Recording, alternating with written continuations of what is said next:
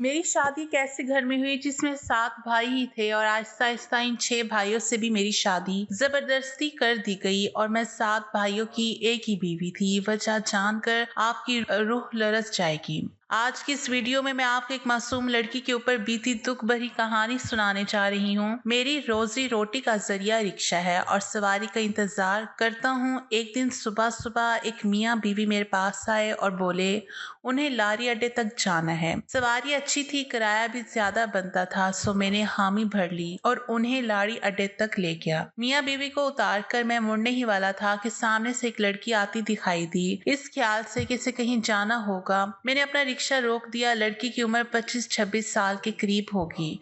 उसने साड़ी पहन रखी थी और उसकी चाल में मुस्कुराहट लड़खड़ाहट थी। हस्बे तवक्को वो मेरे करीब आकर रुक गई, बिना कुछ कहे रिक्शे में बैठ गई और मुझे चलने का कहा। मैंने भी सोचा शायद मेन रोड तक जाना होगा, सो मैंने रिक्शा स्टार्ट कर दिया। रास्ते भर मैं उसे शीशे में देखता रहा। उसने माथे पर टीका लगा रखा था, जिससे साफ जाहिर था कि वो हिंदू मजहब से ताल्लुक रखती है। थोड़ी ही देर में हम लारी अड्डे के रश से दूर आ गए। मैंने रिक्शा रोके बिना ही उससे पूछा, मोहतरमा आपको कहाँ जाना है? हैरत अंगेज तौर पर उसने कोई जवाब ना दिया, बल्कि हाथों में पकड़ी गठरी को सीने से लगाकर बैठ गई। ये उसका वाहिद सामान था जो मैंने उसके पास देखा था।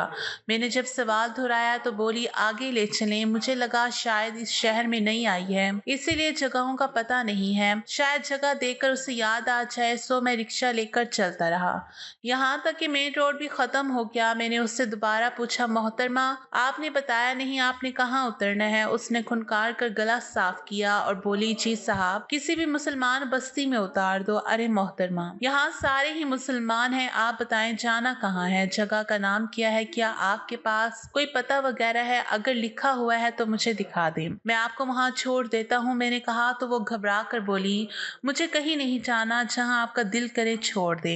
इसके जवाब पर मैं बुखला गया, भला ये क्या बात हुई? अगर मंजिल का नहीं पता था तो सफर क्यों कर रही हो? मैंने थोड़ा गुस्सा किया तो वो रोने लगी। उसके रोने से मेरा दिल पसीज गया। मैंने पीछे मुड़ कर देखा तो मेरे दिल की धड़कनें बेतरतीब होने लगी। वो किसी फूल की तरह तरोताजा थी और आंखों में हिरनी जैसी मासूमियत थी। मैंने कहा, देखें, मेरा ये मतलब नहीं था। आप जो भी जगह कहेंगे बगैर किराए के मैं आपको वहां पहुंचा दूंगा।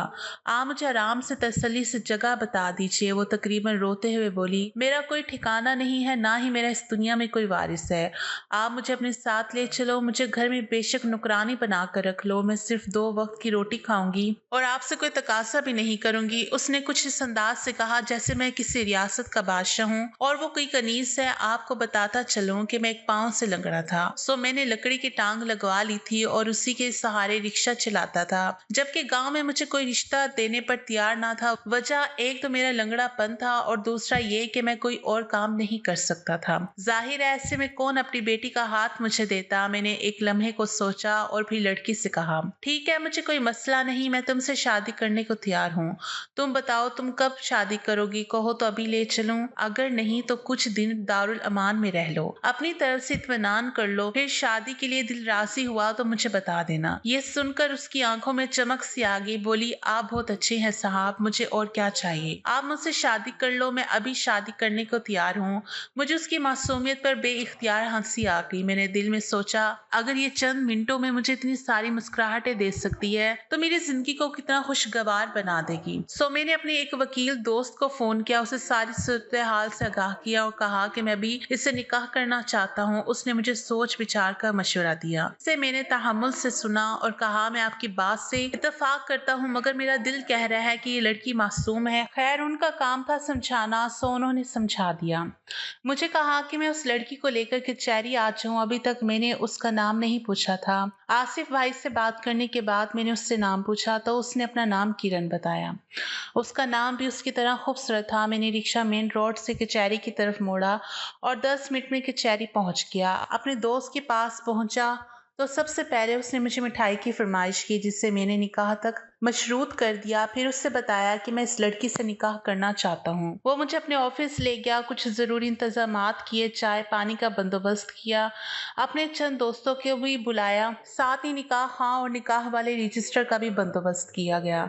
आसिफ भाई के ऑफिस में उनके 3-4 दोस्त बैठे थे। मेरा शिद्दत से जी चाहा कि किरण के पास कोई चादर वगैरह होती तो वह सर ढांप कर बैठती, मगर उसने साड़ी पहन रखी थी और उसकी लंबी चुटिया कमर पर लहरा रही थी। खैर मैंने जैसे तैसे बर्दाश्त किया। निकाह के वक्त पता चला कि किरण ने अभी अभी इस्लाम कबूल किया है। वो 2-3 दिन पहले मुसलमान हुई है और अभी तक उसे नमाज रोजे का नहीं पता। खैर मुझे कोई खास हैरत नहीं हुई क्योंकि अपने होलिये से वो गैर मजहबी लगती थी। आसिफ भाई ने उससे एक और सवाल किया कि वो गवारी है या नहीं, तो इस सवाल पर उसने चुप साध ली। आसिफ भाई ने उससे इसकी शर्मो हया से ताबीर किया और खाना खुद ही पुर कर दिया। खैर बाकी के बाद हमारा निकाह हो गया। हम मियाँ बीवी के बंधन में बंध गए। इस लम्हे मुझे लगा जैसे अचानक मेरी अहमियत सबकी नजरों में बढ़ गई हो। गांव के जो लोग कहते थे कि मुझे कोई भी अपनी लड़की नहीं देगा, जब वो मेरे साथ किरण को देखेंगे तो लाजमी हैरान होंगे। मैंने सोच लिया कि मैं अगले ही दिन रिक्शे से छुट्टी करूंगा और इसे अपने गाँव लेकर जाऊंगा, अपने रिश्तेदारों से मिलवाऊंगा और साबित कर दूंगा कि मेरे नसीब में अल्लाह ने मुझसे खूबसूरत औरत लिखी थी जो शक्ल और सूरत की एतबार से लाखों में एक थी। निकाह के बाद के जज्बात ही और होते हैं। मुझे किरण से यकदम मोहब्बत महसूस होने लगी। मैंने उसे बाजार से एक शॉल भी लेकर दी और उसे रिक्शे में बिठाकर अपने घर ले आया। घर आकर मैंने उसे अपने हाथों से चाय बनाकर पिलाई। चाय पीकर वो ताज़ा दम हो गई। अगरचे मैं भी थका हुआ था, मगर शादी की खुशी इतनी थी कि मैं अपनी थकावट भूल गया। मैंने उससे कहा तुम यहीं बैठो, मैं तुम्हारे लिए कपड़ों का जोड़ा लेकर आता हूँ। पता नहीं क्यों वो मुझे इन कपड़ों में अच्छी नहीं लगती थी। मैं फटाफट बाजार गया। जमा पूंजी का तकरीबन 50% हिस्सा मैंने किरण के लिए कपड़े खरीदने और खाने पीने की चीजों पर लगा दिया। चीजें लेकर घर आया तो वो मेरी मुंतजिर बैठी थी। मैंने उसे कपड़े दिए और कहा कि हाथ मुंह धोकर आ जाओ, तब तक मैं खाना वगैरह लगाता हूँ। उसने हाँ में सर हिलाया और कपड़े लेकर नहाने चली गई। नहा कर निकली तो उसका रूप निखर गया। मैं तो उसे देखता ही रह गया। वो पहले से भी कहीं ज्यादा हसीन हो गई थी। उसकी शहद जैसी निखरती रंगत, गुलाबी होंठ और लंबे घने बाल किसी को भी अपना दीवाना बना दे। मैंने उसे नजर भर कर देखा तो वो शर्मा गई। मुझे लग रहा था जैसे किसी फकीर को पेरिस्तान की परी मिल गई हो। मैंने उसे अपने हाथों से खाना खिलाया और अपनी मोहब्बत दिखाई तो वो भी काफी खुश नजर आने लगी। अब उसकी घबराहट में कुछ कमी हो गई थी। मुझे तो समझ में नहीं आ रहा था कि 2 घंटे में मेरी जिंदगी इतनी बदल कैसे गई। ऐसा लगता था मैं कोई हसीन ख्वाब देख रहा हूँ। मेरा कमरा जिसमें मैं अकेला रहता था, इस कमरे में मेरा हमसफर भी आ गया था। उस दिन उसकी रफाकत पाकर मुझे लगता था जैसे मैंने दुनिया की सबसे बड़ी खुशी हासिल कर ली हो। हमारी रात और हमारे दिन खुशियों के खुमार में डूबे हुए थे। मैंने किरण का नाम मरियम रख दिया था। मैं जब भी उसका खानदान का पूछता तो वो या तो टाल देती या ऐसे तासुरात देती कि मैं दोबारा पूछने की जुर्रत ही ना करता। मैं उसे अभी बेचैन या परेशान नहीं करना चाहता था, सो मैंने भी ज्यादा इसरार नहीं किया। मैं माजी और मुस्तकबिल से ज्यादा हाल में रहने वाला इंसान हूँ। चीजों के बारे में ज्यादा सोचता नहीं हूँ। मैंने हम दोनों के रिश्ते पर खास तवज्जो दी। एक दिन मैं मरियम को घुमाने फिराने नजदीकी पहाड़ ले गया। उसने बताया था कि इसका ताल्लुक गैर मजहबी कबाइल से है, जहाँ अजीबो गरीब रस्म रिवाज है। वो बहुत कम ही अपनी बस्ती से बाहर गई थी, सो इसने इस शहर को भी नहीं देखा था। लिहाजा मैं इसका दिल बहलाने पार्क में ले गया। वो वहां जाकर बहुत खुश हुई। उसने ये चीजें पहली बार देखी थी।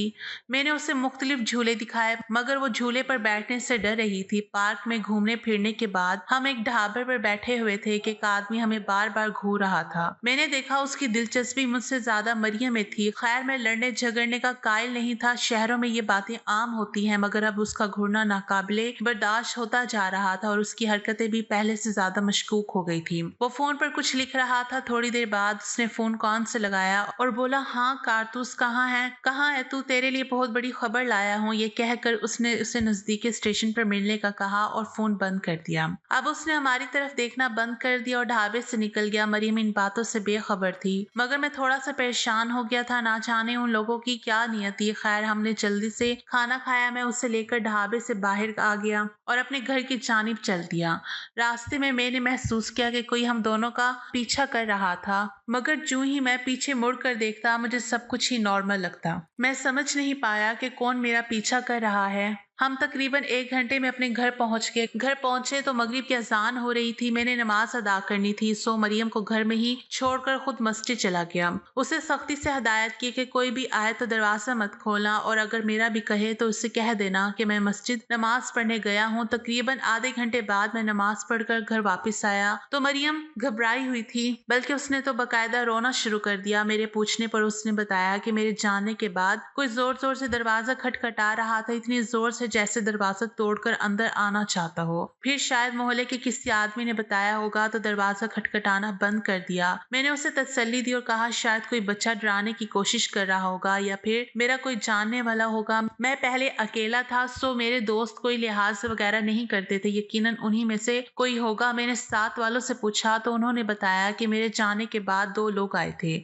उनको मोहल्ले में पहले कभी नहीं देखा गया, सो मोहल्ले वालों ने उन्हें निकाल बाहर किया। ये सुनकर मैं परेशान हो गया, आखिर वो लोग कौन थे और क्या चाहते थे। अगली सुबह जुमा था, सो मैं घर पर ही था, क्योंकि जुमे वाले दिन मैं रिक्शा नहीं चलाता था। मेरी दुल्हन को आए हुए अभी 1 महीना भी नहीं हुआ था, सो मैं नाश्ता बाहर से ही लाता था। उस दिन भी मैं हलवा पूड़ी लेने बाहर गया। वापसी पर आया तो दरवाजे पर 2 लोग खड़े थे और मुसलसल दरवाजा बचा रहे थे। मैंने पूछा तुम लोग कौन हो, तो बिखर गए और बोले तूने हमारी छोरी इस घर में रखी है। मैं हैरान हो गया, और तुम्हारी कौन सी छोरी मेरे घर में है? सिर्फ मेरी बीवी है और उसका नाम मरियम है। अरे हम सब जानते हैं वो हमारी बीवी है, तुमने इसे यहाँ रखा हुआ है, हम तुम्हारी चमड़ी उधेड़ कर रख देंगे। अभी दरवाजा खोलो और इसे हमारे हवाले कर दो। उन लोगों का हुलिया भी औरतों जैसा था, सर पर चुटियां बांधी हुई थी और गले में अजीबो गरीब पट्टे डाले हुए थे। मैंने उनकी बदमाशी देखी तो मुझे भी गुस्सा आ गया। मैंने हलवा पूरी साइड पर रखी और बाजू चढ़ाकर बोला हिम्मत है तो ले जाकर दिखाओ मेरी बीवी को, ये मेरा मोहल्ला है, सब लोग यहाँ मुझे जानते हैं। अगर ज्यादा चूं चां की तो ऐसा पिटवाऊंगा कि वापसी अपनी टांगों से नहीं जाओगे। मेरा ये कहना था कि उस शख्स ने मुझे गिरबान से पकड़ लिया और बोला तुम्हारी ये हिम्मत, शायद तुम मुझे जानते नहीं हो। मेरा नाम कारतूस है और मेरे नाम से बड़े बड़े लोग कांपते हैं। हाँ हाँ, बिना बंदूक के कारतूस, मुझे भी तुमसे कोई डर नहीं है। जो करना है कर लो, मैं तुमसे डरता नहीं हूँ। हमारी लड़ाई और शोर सुनकर मोहल्ले के लोग भी जमा हो गए थे। ये लोग दंगा फसाद मचा रहे थे, सो किसी ने पुलिस को खबर कर दी। थोड़ी ही देर में पुलिस हमारे दरवाजे तक आ गई। मुझे बहुत अजीब लग रहा था, मगर उन लोगों का कोई और हल भी नहीं था।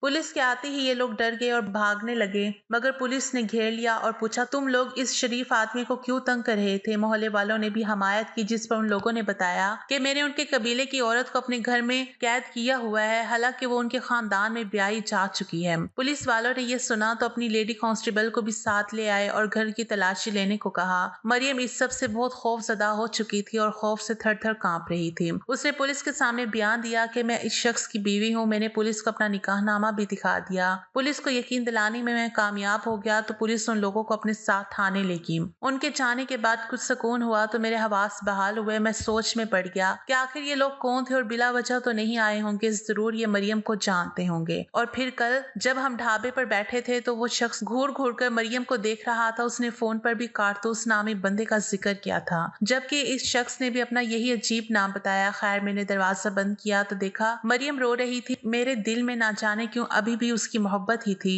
मैंने उसके किरदार पर शक नहीं किया। मैंने मरियम को नाश्ता वगैरह करवाया और फिर उससे कहा मरियम तुम मेरी जिंदगी बन गई हो, अगर तुम मुझे अपने मासी के बारे में नहीं बताओगी तो मैं कैसे उन लोगों से बच पाऊंगा। खुदा ना खास्ता कभी ये लोग हमें नुकसान पहुंचा दे। मैं तन्हा तन्हा आदमी हूँ, अगर कहीं कोई नुकसान हो गया तो मैं बर्दाश्त नहीं कर पाऊंगा। मेरे कहने पर मरियम ने बताया कि इसका ताल्लुक एक गैर मजहब कबीले से है। ये शख्स जिसने अपना नाम कारतूस बताया था और जो इनके दरवाजे पर बार बार उन्हें आकर धमकाता था, वो उसका नाम निहाज शोहर था और उसके साथ जो आदमी था ये उसका देवर था। मजीद पूछने पर मरियम ने बताया कि ये लोग 7 भाई थे, इनकी कोई बहन ना थी और अपने कबीले में उन्होंने अपने फौज नुमा बदमाशों की कोई टोली बना रखी थी। ये किसी शख्स से जो बात मनवाना चाहते अपनी ताकत की बिना पर मनवा लेते थे। इस इलाके में बज़ाहिर तो सारे शरीफ थे, रस्म रिवाज के पाबंद थे, मगर हर घर में बुराई का ऐसा शर्मनाक बात था जिसे बयान करते हुए भी शर्म आती थी। गांव में सोने और चांदी के बगैर कोई शादी नहीं होती थी। आने वाली दुल्हन को सोने में लाद दिया जाता था और उसके लिए बेहताश इंतजामात किए जाते थे। बाज़ औक़ात लोगों की सारी जमा पूंजी एक ही शादी पर ज़ाया हो जाती थी, जबकि सोने चांदी के बगैर किसी औरत की शादी तौहीन समझी जाती थी। मगर शादी के बाद जो कुछ होता था उससे मुआशरे का कोई सरोकार नहीं था। आज से 6 महीने पहले मेरी भी शादी हुई थी। मुझे सोने और चांदी में तोल दिया गया। मेरे माँ बाप को भारी नकद रकम भी पेश की गई और यूं मैं ब्याह कर कारतूस के घर आ गई। कारतूस की हिब्बत से सारा इलाका डरता था। इसके 6 भाई और भी थे और शायद यही वजह थी कि वो अपनी ताकत पर खासा इतराते थे। शादी वाले दिन घर में कोई औरत ना पाकर मुझे अजीब सी उलझन हुई। उसके बाकी भाई भी मुझे मजाक में छेड़छाड़ करने लगे जो मुझे बहुत नागवार गुजरी। हम अपने इलाके के रवायात से वाकिफ थे और मुझ पर यह लाजिम था कि मैं अपने देवर और जेठों की भी खिदमत करूं, बल्कि उनकी तस्कीन का भी जरिया बनूं। लेकिन न जाने क्यों मेरा दिल ये गवारा नहीं करता था। मुझे उनकी बातें बहुत नागवार गुजर रही थी। उस दिन अज़ियतों का एक नया सिलसिला शुरू हो गया जो ख़त्म होने का नाम ही नहीं ले रहा था। मैं उन लोगों के घर एक खिलौना बन गई थी। मैं सारा दिन उन लोगों की रोटियां बनाती रहती थी। कोई हिलकर पानी भी ना पीता और सबकी खिदमत मुझ पर फर्ज होगी। सारा दिन काम की थकन और फिर अज़ियतनाक रातें मेरे लिए किसी अजाब से कम नहीं थी। मुझे लगता था कि मैं कोई भेड़ बकरी हूँ जिसे माँ बाप ने उसे बांध दिया है। हैरत की बात यह थी कि ये सब भाई मुझे दिन के उजाले में भाभी कहते थे, कबीले वालों के सामने बड़े महजब थे, मगर अब उनकी हकीकत मैं जान गई थी। मैंने पड़ोस में रहने वाली एक बुरी औरत पर भरोसा करके उसे इशारों के नाइयों में ये बातें बताने की कोशिश की तो वो बोली, मेरे 3 देवर और 2 जेठ थे। मैंने तो कभी इतराज नहीं किया कि कौन मेरा शौहर है। तुम नई नस्ल की लड़कियों को ना जाने क्या हुआ है अपना शौहर क्यों करते हो। जिस घर में जितने मर्द होते हैं उन सब की तुम पर जिम्मेदारी है, फिर चाहे वो तुम्हारे साथ जैसा सलूक करे तुम्हें औरत होने के सबब सहना पड़ेगा। यही हमारे रस्म रिवाज हैं और इन्हीं पर ही तुम्हें चलना पड़ेगा। अभी तुमने बाहर की दुनिया देखी नहीं है, वो दुनिया इससे भी बुरी है। मैंने उनकी बातें सुनी तो मुझे सख्त हैरत का झटका लगा। तो गोया ये जुर्म और ये बुराई हर घर में खामोशी से जारी थी, शायद इसलिए कि लोग शादियों पर ज्यादा खर्चा नहीं करना चाहते थे। मैं तो जैसे ही जवान हुई ब्याह दी गई। मुझे इन बातों का इल्म नहीं था, मगर शायद मेरे अंदर एक पाक रूह थी जिसने कभी भी इस गंदगी को कबूल नहीं किया। मैंने अपनी बस्ती से भागने का फैसला कर लिया, मगर मुझे अपनी मंजिल का नहीं पता था। बस्ती से थोड़ी दूर आकर लाड़ी अड्डा था जिसमें बसें खड़ी थी। मैं यूं ही एक बस में चढ़कर बैठ गई। मुझे नहीं पता था कि मैं कहाँ जाऊं। बस खौफ ने दिल में जगह बनाए रखी थी। बस का सफर खासा लंबा था। मैं भी इत्मीनान से बैठ गई कि कम से कम अपनी बस्ती से तो दूर निकल आऊंगी। इसी बस्ती में एक नौजवान जोड़ा बैठा हुआ था। आदमी के चेहरे पर दाढ़ी थी जबकि औरत ने बुर्का ओढ़ रखा था। मैं उन्हें हसरत से देख रही थी। मैंने देखा सामने वाली सीट पर बैठा एक शख्स उस बुरखे वाली औरत को देख रहा था। बुरखा पोश लड़की के मर्द की नजर जब उस आदमी पर पड़ी तो वो गुस्से से पागल हो गया। उसने उसे बहुत बातें सुना दी और बस का सारा अमला उसी पर चढ़ा तो सबने उसे मारा और उसे बस से बाहर निकाल दिया। ये देखकर मैं बहुत हैरान हुई कि क्या कोई मर्द अपनी औरत की इतनी हिफाजत कर सकता है, जबकि हमारे इलाके में इस बात को फख्र की अलामत समझा जाता था कि कोई मर्द किसी औरत में दिलचस्पी लिए। ऐसा होता तो औरत का मालिक उस औरत को कुछ अरसे के लिए पैसों के इवज उसके हवाले भी कर देता।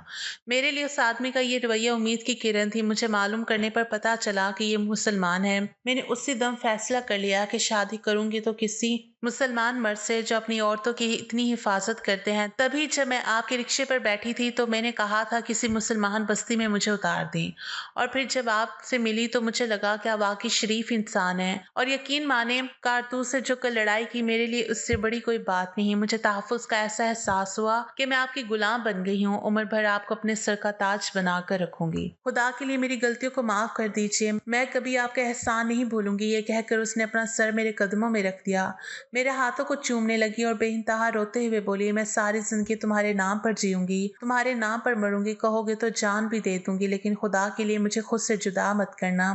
यहाँ आकर इस घर में मुझे जो सुकून मिला है वो सुकून शायद मुझे मरने के बाद भी नसीब ना हो।